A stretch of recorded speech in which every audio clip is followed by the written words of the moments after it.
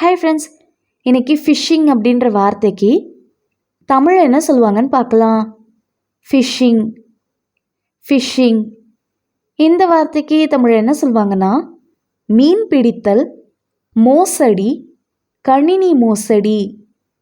இன்னும் நல்லா புரிஞ்சுக்கிறதுக்காக 2 எக்ஸாம்பிள்ஸ் சொல்கிறேன்.